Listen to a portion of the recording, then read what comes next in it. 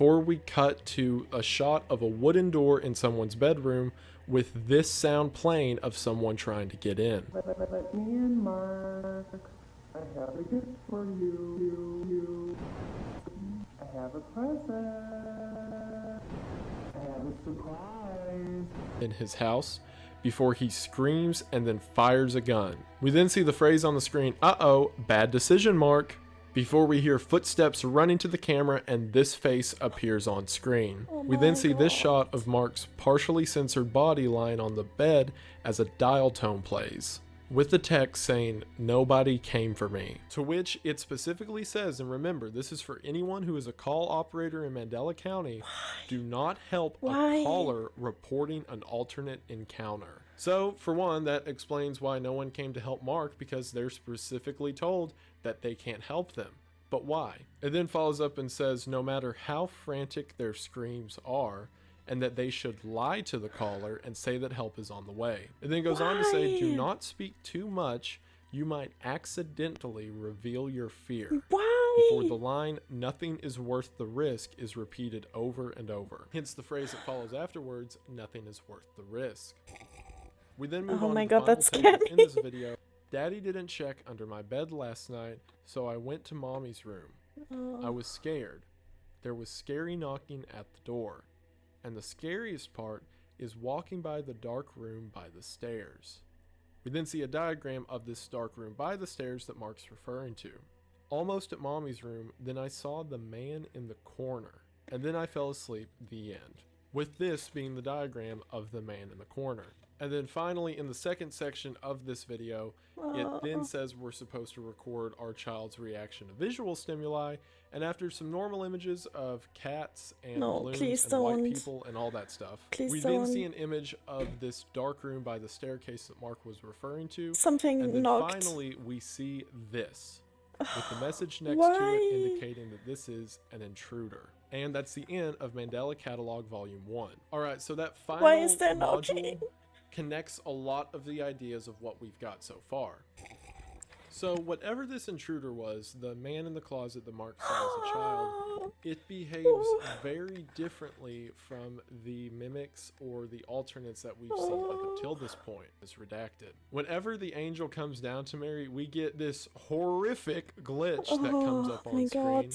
I also want to mention that I thought you all were hyping Mandela Catalogue, the face and heard the glitch noise and all that, and was mortified, and I hate all of you. Figure, which is the body of Jesus Christ with another blacked out box over the head, before he says to the shepherds, "I know what makes you human, I know what you love and what you dread," before his face glitches and this happens. Oh, no. No. No, please don't. Oh my god, this is so horrible.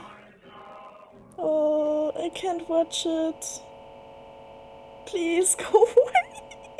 Now, it may just be the fact that I'm a Christian and have been raised in church all my life and stuff like that, and the fact that little uncanny stuff gets me. No. But the combination, and what's funny is a couple of you are probably looking at like, that's the stupidest thing I've ever seen.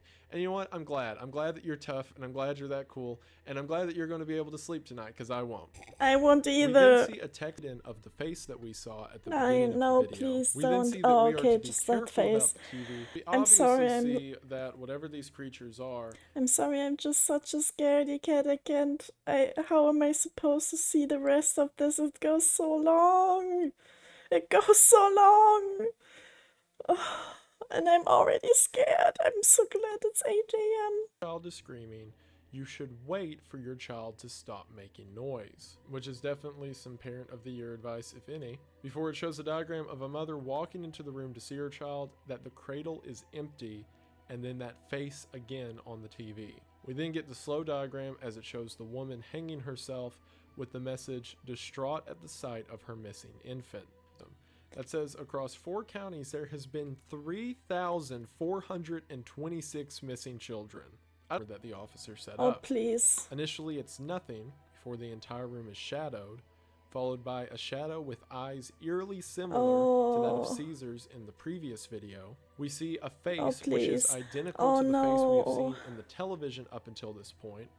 before no. we get this horrific shot Please. of a redacted black square on the staircase with the message, "All use fear as a means of getting to people." And the reason, Great, because I'm already scared of them. That's just great. oh, bad decision mark.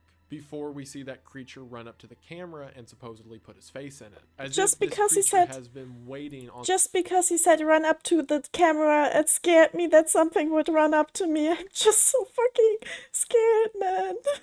I was like, ran up to the camera. Oh my god, there's something running up to me right now. Oh my god. Oh. there, they can possess the corpse that is now left behind, becoming an alternate. So the story that would mean thus far is that the first victim of all of this had to be Caesar. He committed suicide.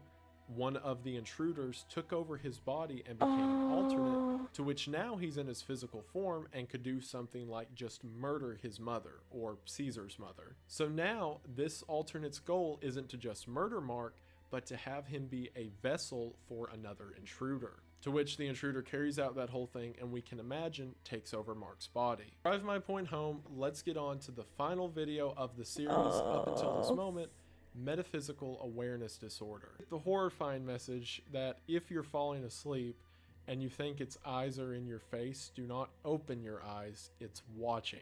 Which is the horrifying idea that if one of these intruders are in your house and you're falling asleep, it could be right in front of your face staring at you.